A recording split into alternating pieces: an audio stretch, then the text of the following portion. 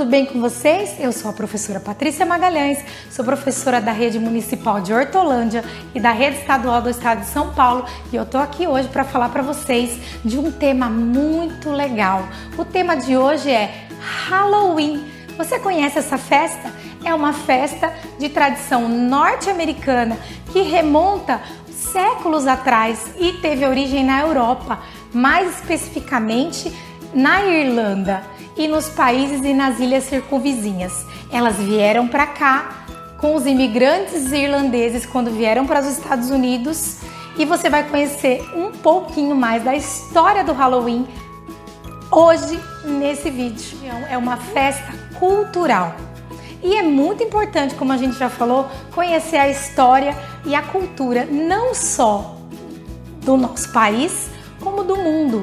Nesse vídeo de hoje eu quero mostrar para vocês um pouquinho da história do Halloween. Halloween é uma festa muito popular nos Estados Unidos e conhecida aqui no Brasil como Dia das Bruxas. Essa festa acontece no dia 31 de outubro e foi levada para os Estados Unidos por imigrantes irlandeses. Durante o Halloween é tradicional as pessoas fantasiarem-se de monstros. E uma das práticas mais comuns da festa são as crianças fantasiadas indo de casa em casa pedindo doce para as pessoas. O Halloween é uma tradição que se originou dos povos celtas, que habitaram as Ilhas Britânicas e a parte da Península Ibérica e da Europa Central, segundo os historiadores. Essa festa moderna, associada na cultura popular com os mortos, monstros e bruxas, é uma derivação de um festival chamado Samhain. Esse festival era realizado pelos celtas entre os dias 31 de outubro e 1º de novembro. E o que esse festival significa para os celtas? Nas Ilhas Britânicas, eles realizavam o Samhain como uma espécie de passagem de ano e uma celebração pela colheita que os sustentaria durante todo o inverno que se aproximava. No hemisfério norte, o inverno começa em dezembro. Ainda, além da ligação com o calendário e com a colheita, o Samhain tem uma ligação com o mundo sobrenatural. Essa ligação, obviamente, diz respeito aos mortos, pois os celtas acreditavam que durante o Samhain, os mortos do último ano passariam pela terra antes de irem para seu destino final no além-vida. Assim, os celtas iluminavam suas vilas com fogueiras e lanternas para que esses espíritos pudessem encontrar o seu destino final. Os celtas também acreditavam que, durante esse período, seres malignos e espíritos do mal vagavam pela terra à procura de pessoas para fazerem o mal. As fogueiras e as lanternas utilizadas nesse período também eram para afastar esses seres. Durante o Samhain, os celtas também saíam fantasiados para evitar serem reconhecidos por esses espíritos malignos que praticavam o mal. As práticas do Samhain eram extremamente populares nas Ilhas Britânicas e quando a região começou a ser cristianizada, elas estavam arraigadas na tradição popular. Uma das estratégias da época era transformar celebrações e ritos pagãos em ritos cristãos, como forma de acelerar a assimilação do cristianismo. No caso das Ilhas Britânicas, isso se deu por meio da transferência de uma data comemorativa da igreja para a data em que se comemorava o Samhain.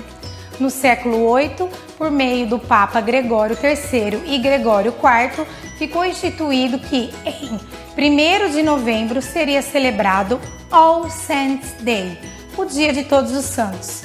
Anteriormente, essa data era comemorada em maio.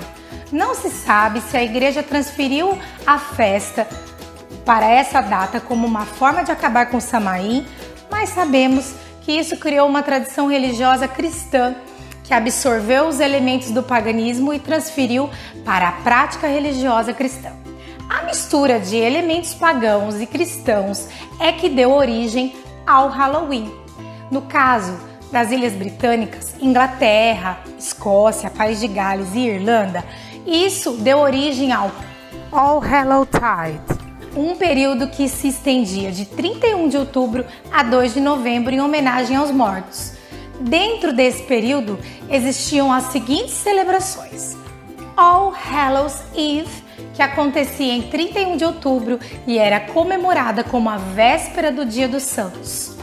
All Saints' Day, acontecia em 1º de novembro e celebrava a vida dos santos da igreja que já haviam morrido. All Souls Day acontecia em 2 de novembro e era uma celebração de oração pelos cristãos mortos que estavam no purgatório.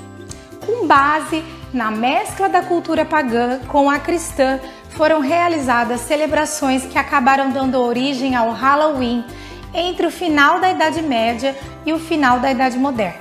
O Halloween assumiu as características atuais quando a festa chegou aos Estados Unidos. A influência dos festivais cristãos na sua formação é perceptível quando constatamos que esse termo é uma contração da palavra All Hallows Eve. Como essa festa chegou aos Estados Unidos? O Halloween ficou popular por causa da exportação da cultura norte-americana a partir do século XX. A festa, no entanto, só chegou aos Estados Unidos em meados do século XIX e foi levada por imigrantes irlandeses que fugiam do seu país por causa da grande fome que atingiu a Irlanda e levou milhares de pessoas à morte ou à imigração. Levaram consigo suas tradições e o Halloween foi uma delas. Apesar de, inicialmente, o Halloween ter ficado restrito à comunidade irlandesa, a festividade popularizou-se e hoje é uma das mais importantes dos Estados Unidos, mobilizando por ano mais de 100 milhões de pessoas. Os historiadores falam que o Halloween só chegou no século XIX àquele país porque não existe nenhum registro que aponte a realização da festa em um período anterior. Algumas práticas do Halloween, como a troca de doces, só se consolidaram a partir da década de 1920, embora existam precedentes dessa prática no Samhain e no All Hallows Tide. Quando chegou aos Estados Unidos, o Halloween foi adaptado à cultura local e, com isso, algumas práticas e símbolos permaneceram e novos símbolos foram adicionados. Alguns destes símbolos são lanternas na abóbora. A lanterna era uma simbologia do Samhain para iluminar o caminho dos mortos. Na tradição irlandesa, a lanterna poderia ficar dentro de um nabo por conta de uma lenda local. Chamada Jack-o'-lantern, nos Estados Unidos a prática começou a ser realizada em abóboras, pela grande disponibilidade de abóboras por lá. Esculpir o nabo com expressões macabras também era realizado como forma de espantar seres malignos. Fantasia. É comum no Halloween atual que as pessoas fantasiem-se de monstros. Essa prática era realizada pelos celtas durante o Samhain para esconderem-se de seres malignos que vagavam pela terra. Doces ou travessuras? Um dos símbolos da festa é o ato das crianças fantasiarem-se de monstros e irem de casa em casa dizendo doce ou travessura. Essa prática, da forma como conhecemos, surgiu entre as décadas de 1920 e 1930, mas tem relação com o Samhain, com o All Hallows Tide.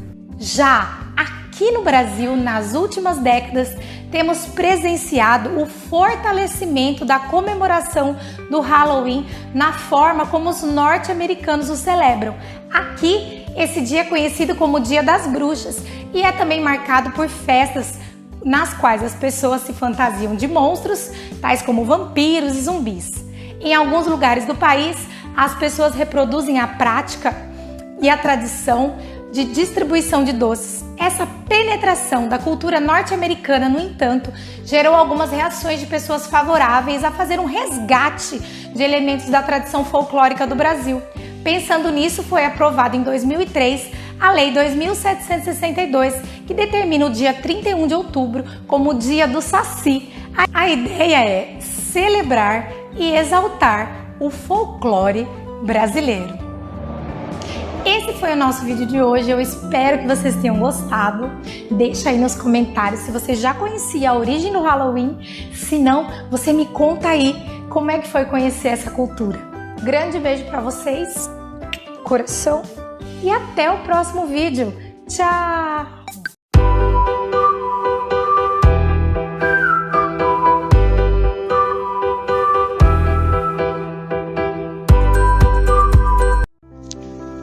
Olá, crianças!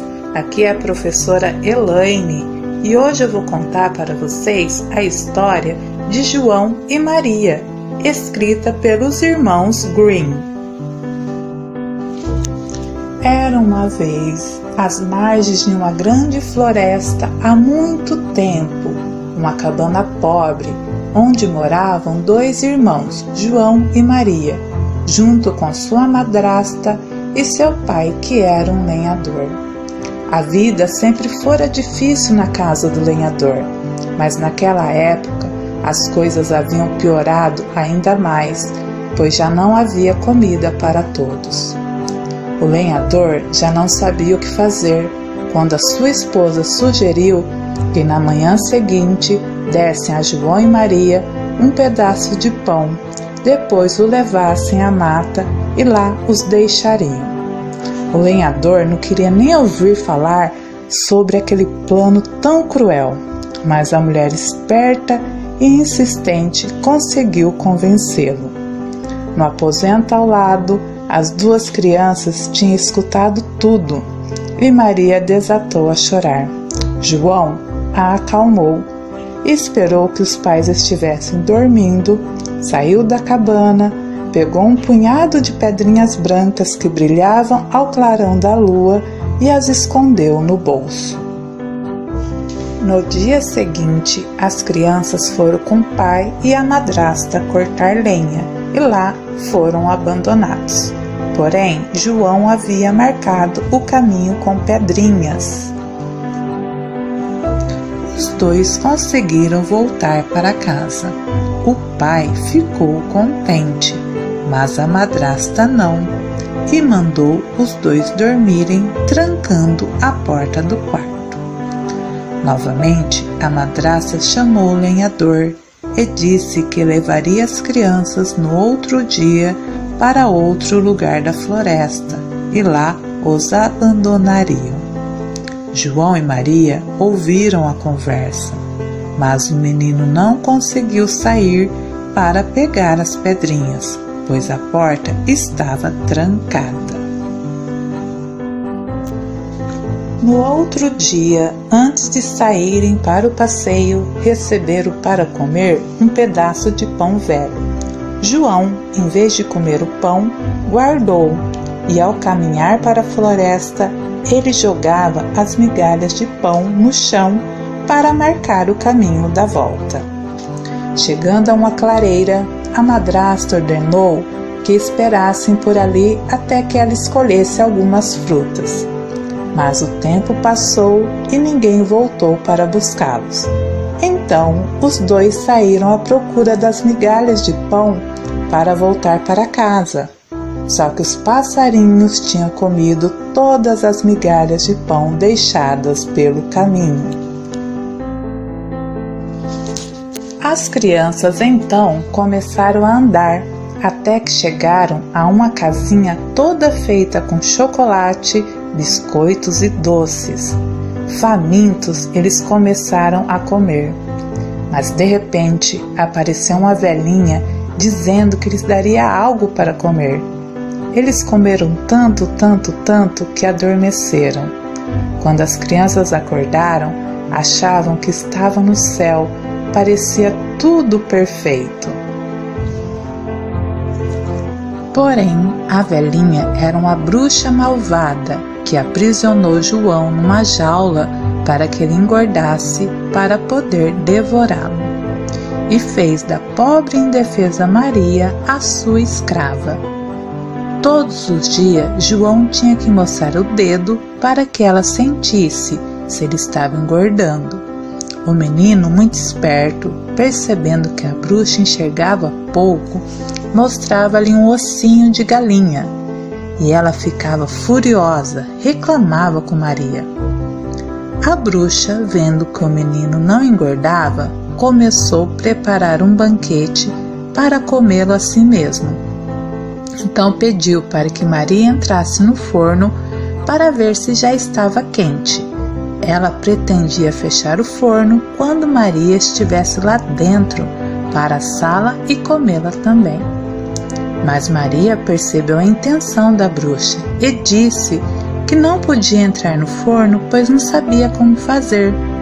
A bruxa se aproximou e colocou a cabeça dentro do forno para mostrar a Maria como fazer. Então, a menina deu-lhe um empurrão e a bruxa caiu lá dentro.